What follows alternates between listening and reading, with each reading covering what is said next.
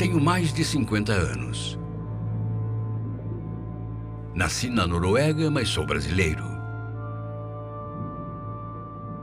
Cruzei mares, viajei para a Antártida, participei de pesquisas pioneiras e ajudei a formar pesquisadores. Enfrentei grandes desafios ao lado de muita gente boa e dedicada. E tenho muitas histórias para contar.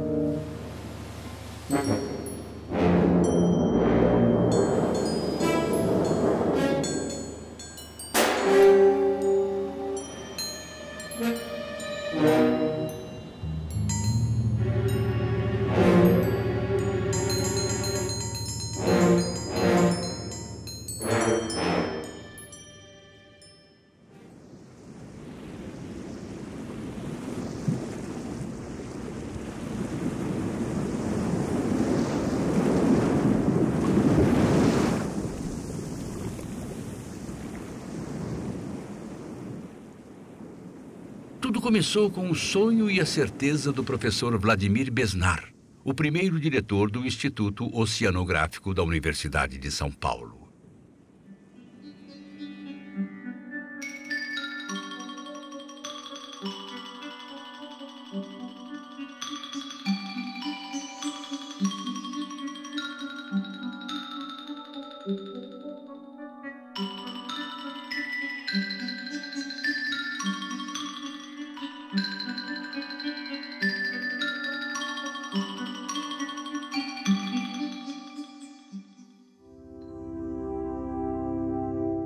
Foi concebido no Brasil por engenheiros da Escola Politécnica da USP e construído no estaleiro de Bergen, na Noruega.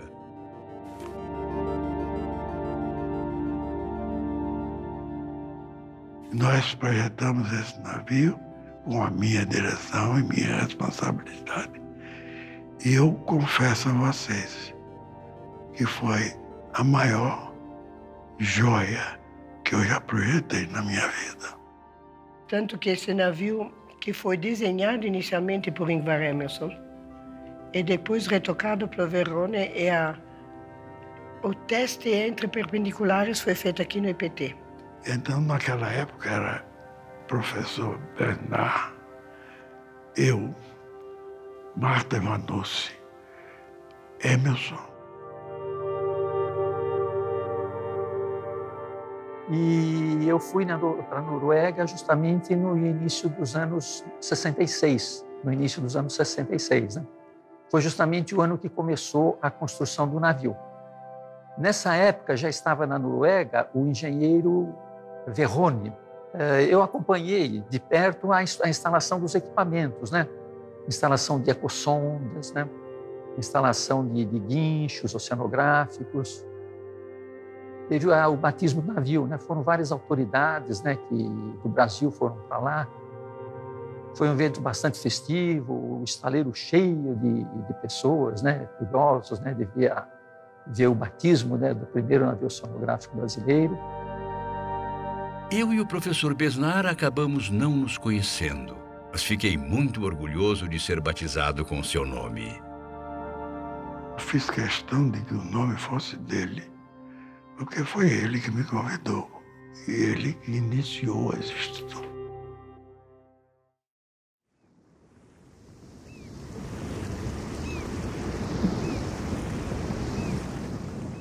Na minha primeira viagem da Noruega para o Brasil, já comecei a fazer aquilo que o professor Besnar desejava: pesquisas oceanográficas.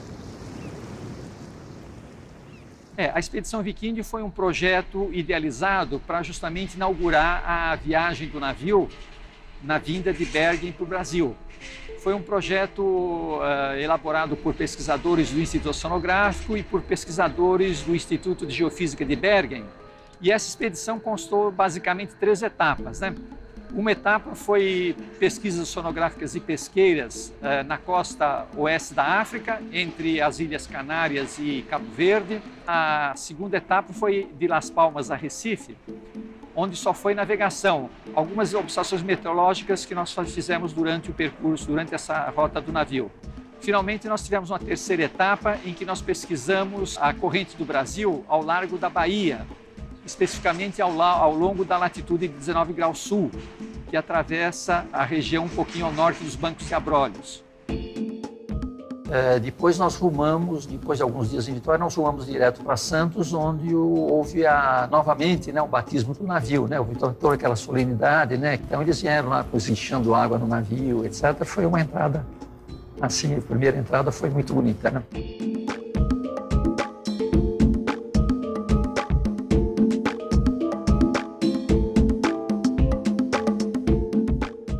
A expedição Viquíndio durou 60 dias. Foi uma experiência de muito trabalho e aprendizado para todos nós, fundamental para o início das nossas atividades de pesquisa.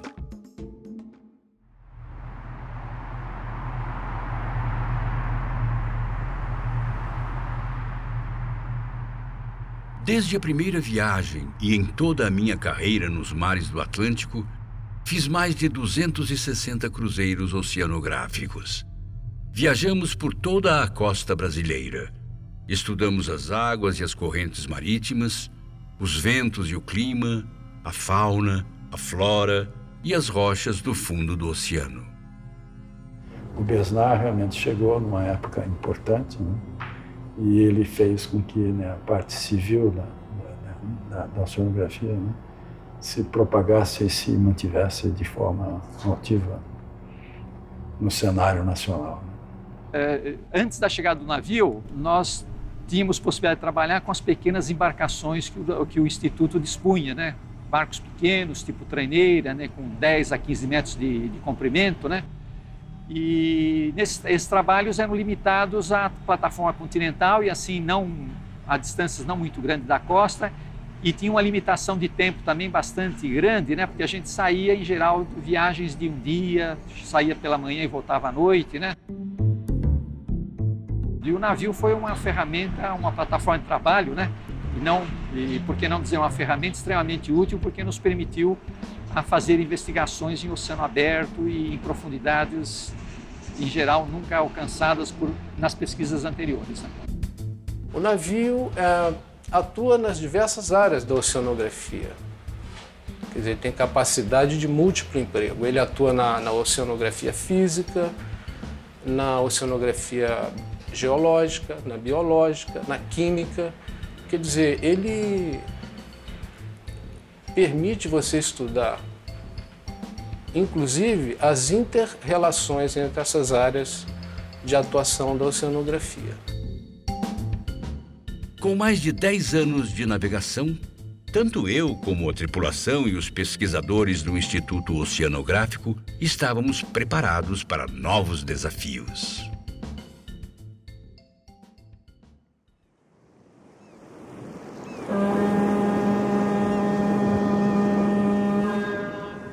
Uma das minhas maiores aventuras foi ajudar o Brasil a desbravar a Antártida e instalar sua primeira base de pesquisa naquele continente. Com isso, nosso país tornou-se membro pleno do Conselho Consultivo do Tratado Antártico e abriu novas frentes de pesquisa para os nossos cientistas. A história do Tratado Antártico começa com 50 anos atrás. O pessoal estava muito preocupado, que todo mundo começou a olhar para o Cone Sul. Vamos fazer logo esse tratado, porque é a única forma de tentar preservar. A Marinha Nacional tinha recém adquirido um navio apropriado para águas geladas, batizado de Barão de Tefé, mas não era um navio de pesquisas.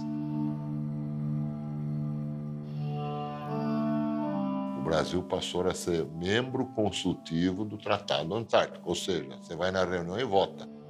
Participar do Tratado Antártico é praticamente propelar por uma base e expandir o território nacional. E o compromisso para você ter direito a voto é ter substancial atividade de pesquisa permanente na Antártida. Bom, o navio vai realizar 28 estações de coleta de organismos, e especialmente o krill, né, um crustáceo típico da Antártica, e medidas da coluna de água, medidas de temperatura, de salinidade e de composição química da água. Então foi graças ao trabalho do oceanográfico, essa glória ninguém vai tirar do IOP, que o Brasil está na Antártida. Então, um instrumento que fez parte da expansão do território nacional, da colocação da pesquisa nacional num patamar mundial e também um poder de participação nas decisões sobre esse continente que é de ninguém e é de todos, né? É muito importante colocar o Brasil na mídia ou junto com as potências que têm capacidade de trabalhar em regiões polares.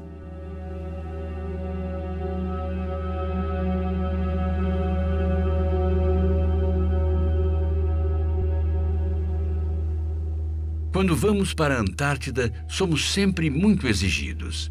Tempestades e surpresas podem aparecer a qualquer momento. Lá na Antártica, o vento muda de 0 a 100 quilômetros, questão de 4 minutos. Então é um lugar muito complicado de trabalhar e perigoso. E por isso mesmo extremamente fascinante. Como tudo na vida que é muito importante, dá muita vontade e muito medo. Então esse é o centro de baixa pressão que está afetando a nossa área. A letra B indica a posição do núcleo dele e nós estamos aqui. As pessoas não estão preparadas para ficar num lugar isolado. Você não tem como sair do navio, então você tem que estar preparado psicologicamente, não é fácil. Você vai comer e está balançando, você vai dormir e está balançando. A onda batia lá na proa e chacoalhava ele, porque é de ferro, né? E balançava, balançava mesmo. Caramba, Bernardão, aguenta aí, aguenta aí. Então, realmente, esse navio é um guerreiro, sempre foi.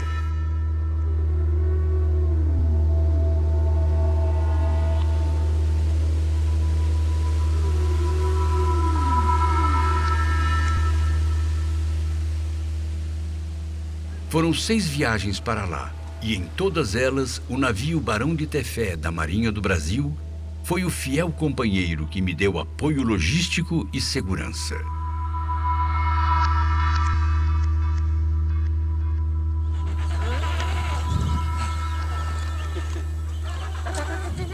Estamos agora numa pingueira perto da estação americana de Palm. E até que enfim o sol saiu. Tá um dia muito bonito. E essa é a última parada antes de irmos pro Drake novamente.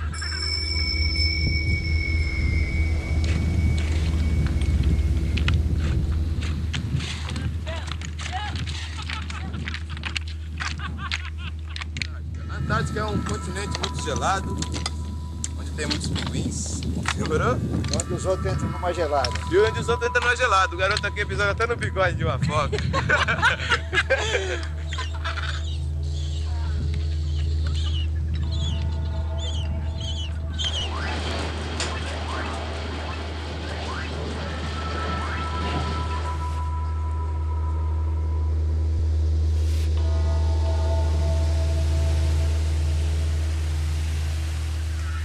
Na volta da última viagem na passagem de Drake, meu eixo do hélice se partiu.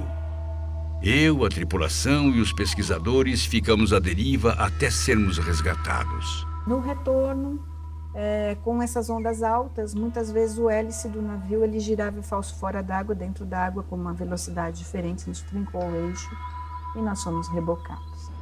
Ficamos 12 horas à deriva, aí o barco da Marinha veio e nos resgatou. Isso no Drake? Isso no Drake. Isso. E o mar estava muito revolto.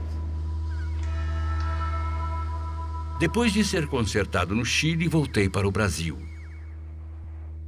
Foi a minha despedida do continente antártico.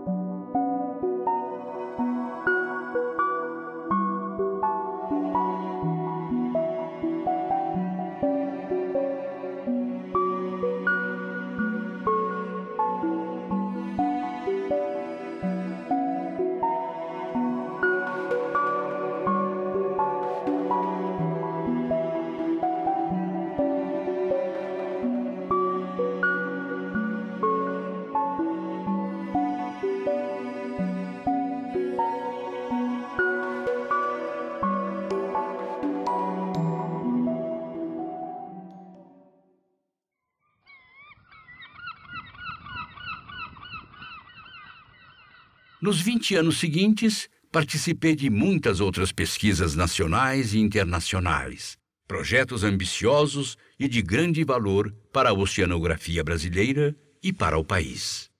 Passei por várias reformas, ganhei novos equipamentos e continuei a navegar nos nossos mares.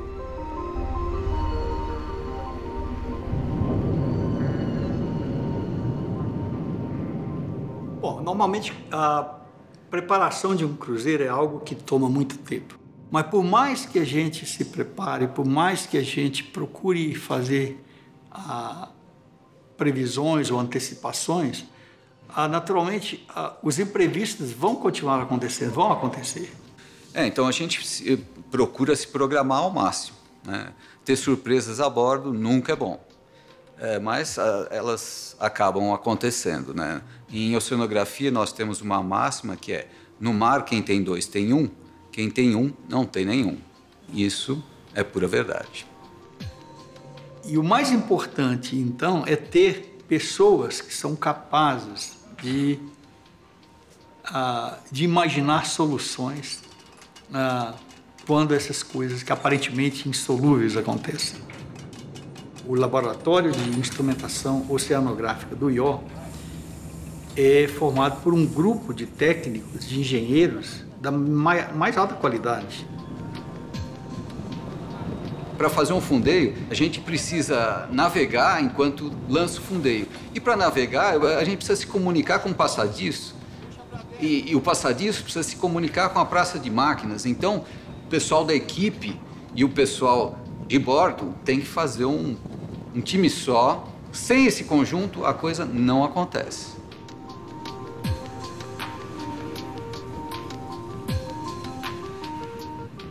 O pesquisador-chefe sempre precisa ter muita calma, muita tranquilidade e tentar manter sempre um certo equilíbrio a bordo, né? Porque realmente é estressante. Principalmente o primeiro embarque de um estudante tem essa característica, ele praticamente, eu creio que define se a pessoa vai mesmo continuar naquela área ou não, né?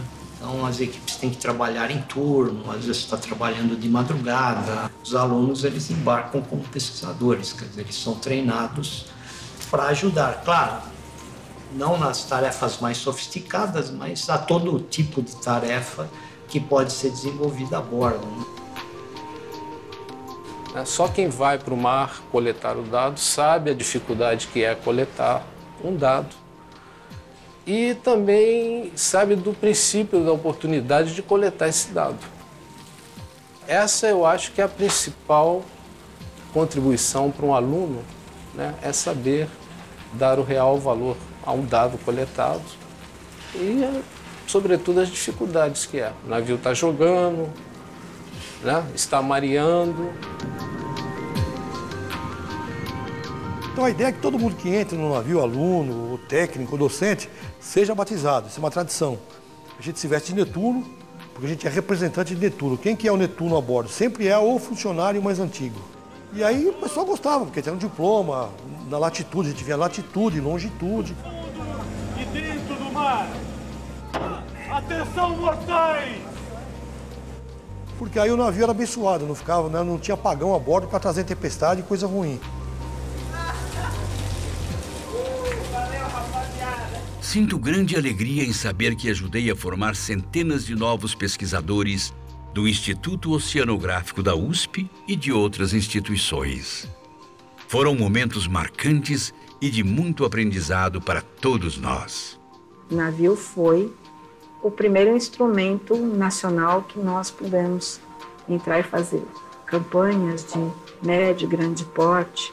Aprendemos a navegar em nossa escola. O navio é a nossa escola, né? E aquela escola querida.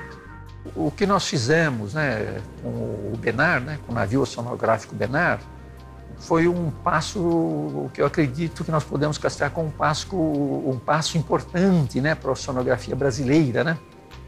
Porque nós conseguimos evoluir tanto em pesquisa quanto também em ensino, né?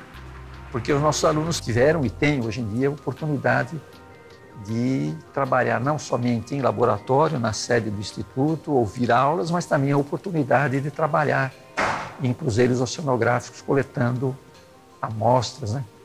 Que são fundamentais justamente para se interligar teoria com experimento, né? Em novembro de 2008, quando estava afundeado na Baía da Guanabara, prestes a iniciar uma nova viagem, um incêndio começou em um dos meus dormitórios. O fogo rapidamente se alastrou. Depois de horas de combate, o incêndio foi debelado por nossos marinheiros com a ajuda da Marinha e de outras embarcações que vieram nos socorrer.